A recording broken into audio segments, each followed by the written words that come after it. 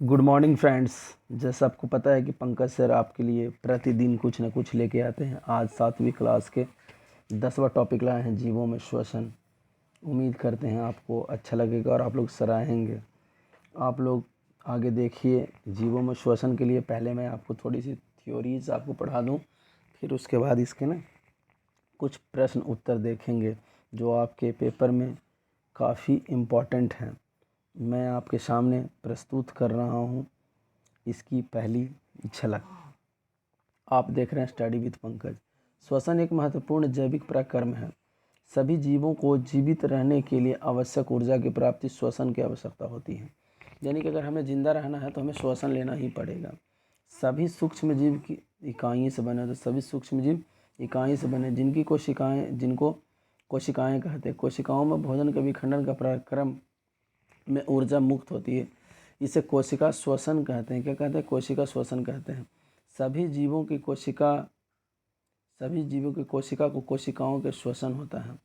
आपको पता ही है श्वसन दो प्रकार का होता है, एक वायवीय श्वसन और दूसरा होता है अवायवीय श्वसन।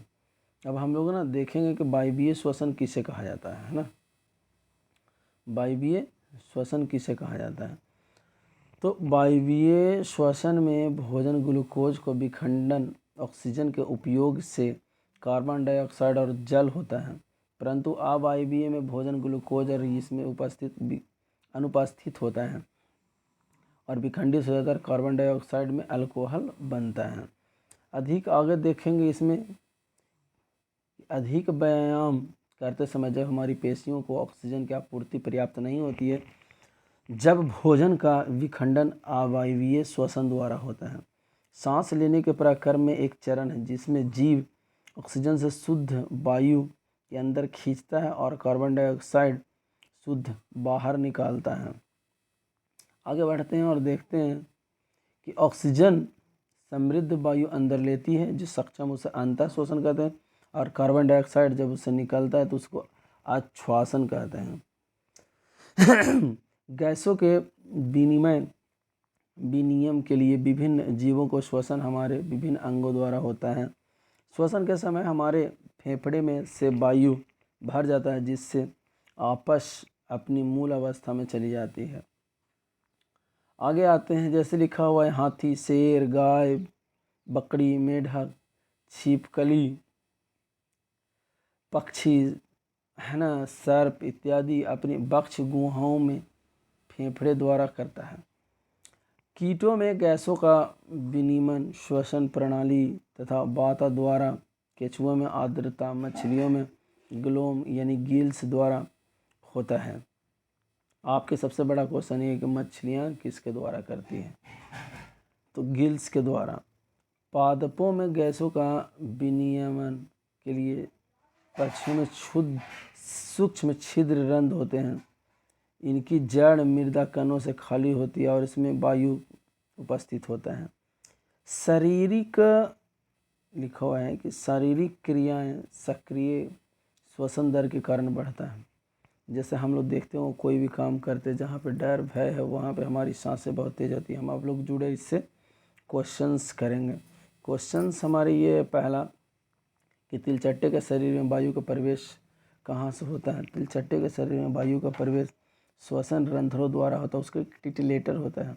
बाय द वे इस प्रकार से रहता है ऐसे, तो यहाँ पे एक मोछ लगा रहता है ना, ये सेगमेंट में होता है और ये उड़ने वाला इसमें रहता है ना, तो इसी के माध्यम से होता है।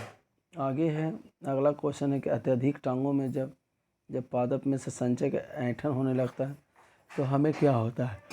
उसमें लैक्टिक एसिड जम जाता है जब हमारे शरीर में टांग दर्द करने लगता है। तो आगे बढ़ते हैं, देखते हैं कि हमारा श्वसन दर एक वृद्धावस्था में कैसा हो जाता है। तो हमें ना 15 से 18 बार होता है। फिर आगे बढ़ते हैं कि लिखा हुआ अगला क्वेश्चन, उच्छ्वासन का समय क्या होता है ना, समय में पसलियाँ क्या होती हैं? पसलियाँ मित्र आगे क्वेश्चंस में देखते हैं। 4 ऑप्शन है अपने सर। बिल्कुल ऊपर गति करती है, हाँफना शुरू, उसको बोलते हैं हाँफना। अगला है क्वेश्चन कि सुमेलित करना है। ईस्ट अल्कोहल से है। बक्स डायग्राम में त्वचा केचुआ का कहने का मतलब इसका हुआ ऑप्शन 1, 2, 3 ये फर्स्ट वाला। आगे हम लोग बढ़ते हैं कि त्वचा द्वारा श्वसन करने वाले जीव कौन से। त्वचा द्वारा श्वसन करने वाले जीव का नाम है केचुआ। फिर एक श्वास तथा सांस का अर्थ क्या होता है। उसका अर्थ होता है एकांता श्वसन और एक उच्छ्वासन। आगे बढ़ते हैं कि भोजन में संचित ऊर्जा को किस रूप में हम लोग है ना निर्मुक्त करते हैं। किस रूप में निर्मुक्त करते हैं तो श्वसन के समय में। अगला क्वेश्चन है कि जीवों की सबसे छोटी संरचनात्मक और कार्यात्मक इकाई को क्या कहते हैं। उसको हम लोग कोशिका कहते हैं। क्या कहते हैं, कोशिका कहते हैं। आगे बढ़ते हैं, अगला क्वेश्चन है हमारा कि कौन सा अवायवीय श्वसन प्रक्रिया के ग्लूकोज का विखंडन करता है। कौन सा करता है तो एल्कोहल हमारा करता है। पादपों में जल का अवशोषण कौन करता है। पादपों में जल का अवशोषण मूल रोम करता है ना। मछलियों में श्वसन का अंग है। मछलियों में श्वसन का अंग है क्या है, इसको हम लोग गलफड़ा बोलते हैं, क्लोम बोलते हैं। कीटों में श्वसन का अंग है। कीटों में श्वसन का अंग कौन है, श्वास नली है। आगे बढ़ते हैं, इस प्रश्न का अंतिम क्वेश्चन है कि पत्तियों मिलाना है। पत्ती किसके साथ। पत्ती में रंध्र होता है, आपको पता है। मछली में क्लेम होता है और मेढक फेफड़ा त्वचा से श्वसन लेता है। अब अगला चैप्टर हम लोग देखते हैं मित्र, जंतुओं और पादपों में परिवर्तन। कहता है कि हृदय और रक्त वाहिनी संयुक्त रूप से हमारे शरीर में परिसंचरण तंत्र बनाती हैं। परिसंचरण में से भ्रमण करती है। ठीक है, अब यहाँ पे हम लोग देखते हैं और आते हैं, आपको पूरी बात समझ में आ जाएगा। रक्त शरीर की विभिन्न कोशिकाओं से पचित भोजन एवं ऑक्सीजन के वितरण करता है। यह हमारे शरीर में विभिन्न भागों में अपशिष्ट बाहर निकालता है और उसका ट्रांसपोर्टेशन करता है, यानी गंदी चीज़ों को बाहर ले जाता है ना। रक्त में प्लाज्मा रक्त, लाल रक्त जिसको बोलते हैं लाल रक्त कणिकाएँ, और जिसको बोलते हैं आरबीसी, अब जैसे डब्ल्यूबीसी पट्टिकाएँ जिसको प्लेटलेट्स होते हैं। ये 4 फैक्टर होते हैं। लाल रक्त का लाल रंग होना, बर्ण युक्त मतलब रंग का होना, ये होम्योग्लोबिन के कारण लाल रक्त हो जाता है ना। मानव शरीर में 2 प्रकार के हृदय रक्त वाहिनियाँ पाई जाती हैं, धमनी और शिरा। धमनी हृदय से ऑक्सीजन को समृद्ध रक्त यानी शुद्ध रक्त को शरीर में ले जाता है, और शिराएँ कार्बन डाइऑक्साइड है ना समृद्ध यानी कि साथ वापस हृदय में लाती है। यानी कि ऑक्सीजन का काम है शुद्ध रक्त ले जाना, और कार्बन डाइऑक्साइड का काम है गंदे रक्त को ले जाना। चलिए आगे बढ़ते हैं।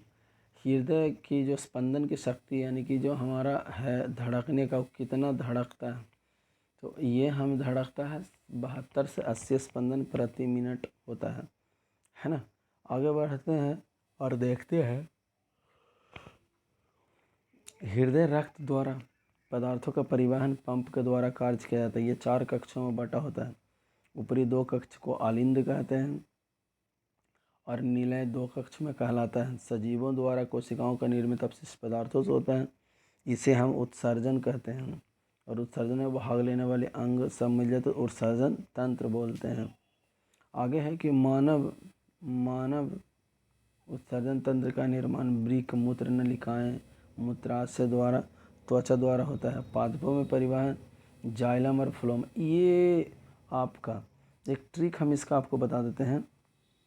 पादप जाल, तो यहाँ जाल जैसे ही आ जाएगा तो जाइलम, समझ गए।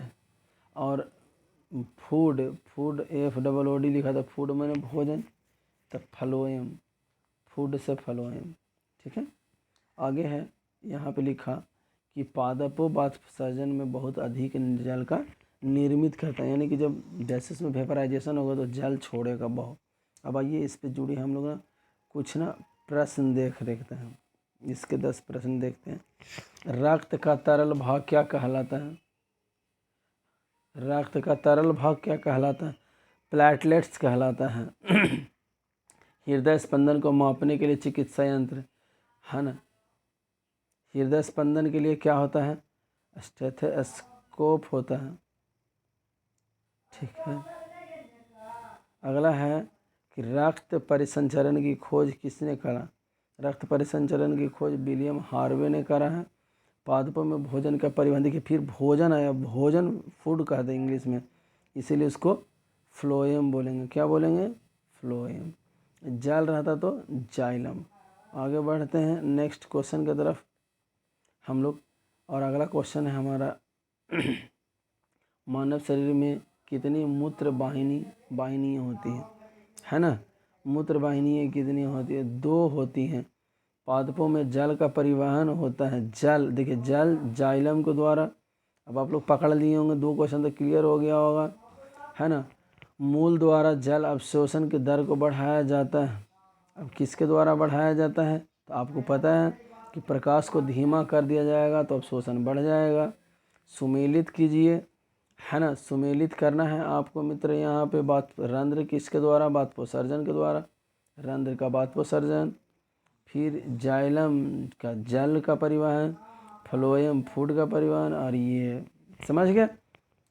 गलत कर दी क्या? ना ना ना, ठीक तो है। ओके, नेक्स्ट यानी 2 नंबर ऑप्शन हो गया आंसर। आगे बढ़ते हैं मित्र।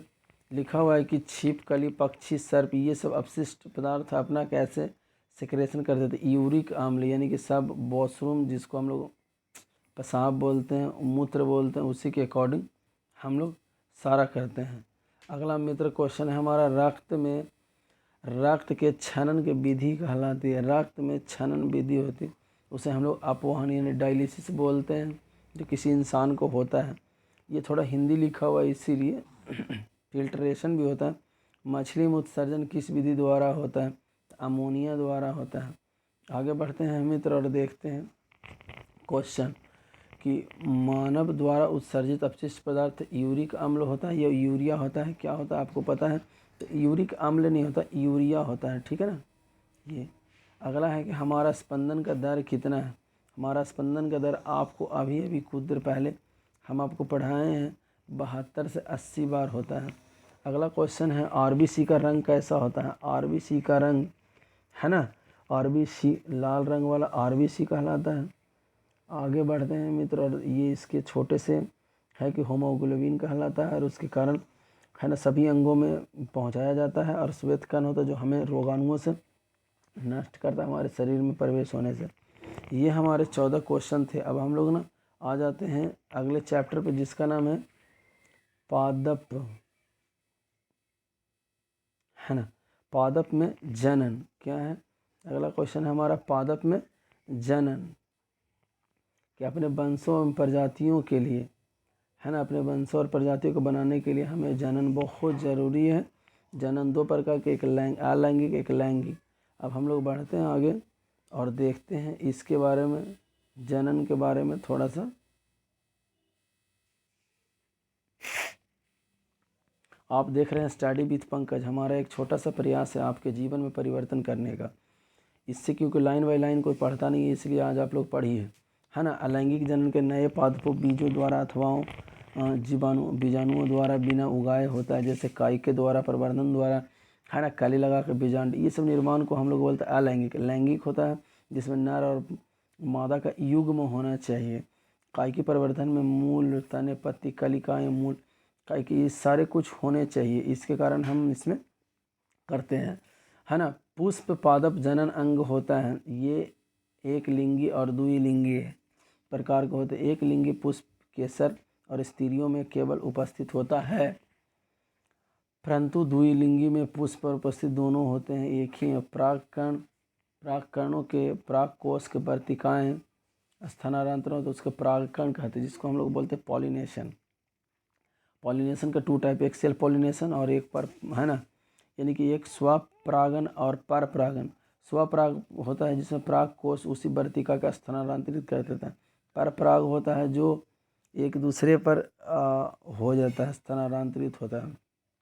इसी में नर मादा और कोशिका का युग्मज नज कहते हैं। युग्मज बनाने के लिए नर मादा का होना चाहिए, उसको निषेचन यानी फर्टिलाइजेशन कहते हैं।